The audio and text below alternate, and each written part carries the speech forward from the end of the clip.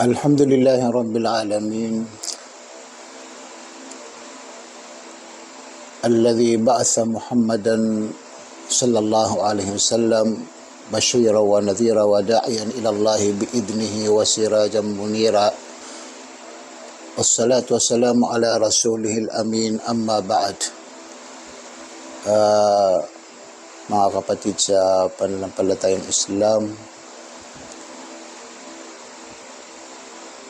ang bibigyan po natin ng maikling paliwanag tungkol po sa isa sa mga pangyayari na ito ay kung saan naganap kay Propeta Muhammad sallallahu alaihi wasallam. Ito ay tungkol sa ano ang una-unang sura na naipahayag kay Propeta Muhammad sallallahu alaihi wasallam.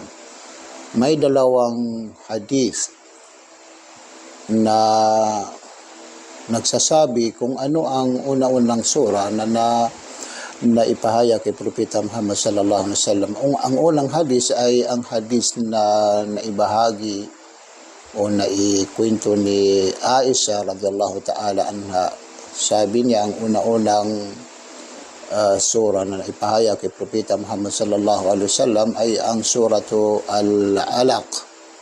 Iqra bismi rabbikal ladzi khalaq. Pangalawang hadis, ito ay naikwento,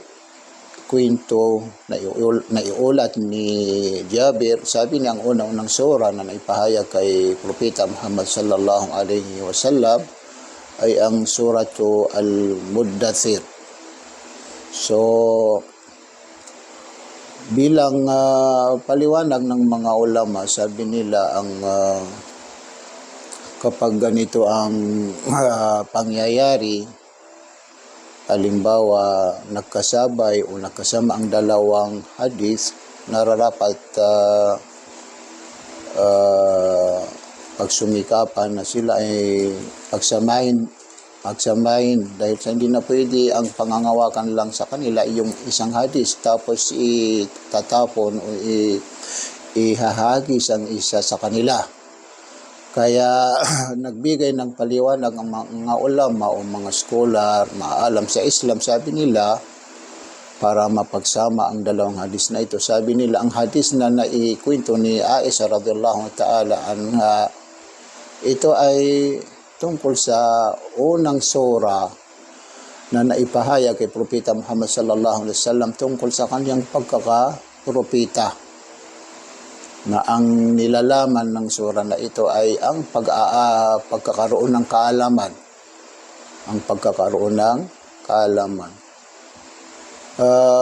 Tungkol sa hadis na naikwento ni Jabir, sabi ng mga maalam sa Islam, sabi nila ito ang unang sura na naipahayag kay Propeta Muhammad tungkol sa pagkakaobligado sa kanya na ipaliwanag ang mensahe ng relihiyon ng Islam. Kung ganito ang ating paniniwalaan, ano ang mapupulot natin na aral? Nararapat po sa atin tularan si Propeta Muhammad sallallahu alaihi wasallam sa ganitong pangyayari dahil sa bilang pagsunod sa ipinag-utos sa atin ng Allah subhanahu wa ta'ala sa kanyang sinabi, laqad kana lakum fi rasulillahi uswatun hasana. Katiyakan ginawa ng Allah subhanahu wa ta'ala si Propeta Muhammad na bilang napakagandang modelo. Kaya nararapat po natin tularan si Propeta Muhammad sallallahu alaihi wasallam.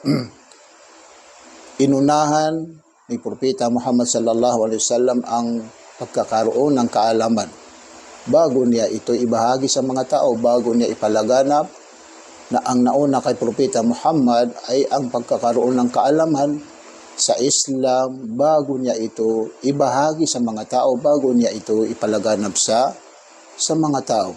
Kaya ganon din ang nararapat natin tularan kay Propeta Muhammad. Kung nais natin ibahagi sa mga tao ang isa sa pinag-usapan sa Islam, katulad ng salitang la ilaha illallah, nararapat po natin unahan na magkaroon po tayo ng kaalaman sa salitang la ilaha illallah. Nararapat natin malaman, maunawaan kung ano ang kahulugan ng la ilaha illallah.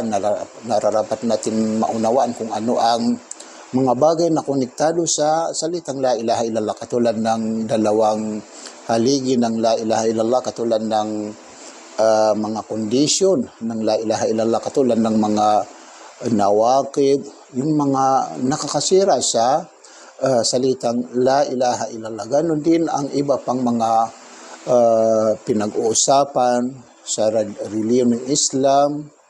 Kapag ninais natin at ginusto natin na ito ay ibahagi sa mga tao, unahan natin muna na unahan natin muna na saliksikin natin ang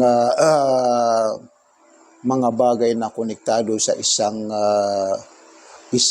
pinag-usapan sa reliyon ng Islam. Ito ang tamang pamamaraan dahil sa ito ang pamamaraan ni Propeta Muhammad sallallahu alaihi wasallam, at ganoon din ito ang ipinag-utos sa atin ng ating Panginoon Allah subhanahu wa ta'ala sa kanyang sinabi, laqad kana lakum fi rasulillahi uswatun hasana. Idalangin natin sa Allah naway mayroon tayong napulot na aral sa maikling paliwanag na ito. So hanggang dito lang ang ating pagpapaliwanag. Wa akhiru da'wana anilhamdulillahi rabbil alamin. Assalamualaikum warahmatullahi ta'ala wabarakatuh.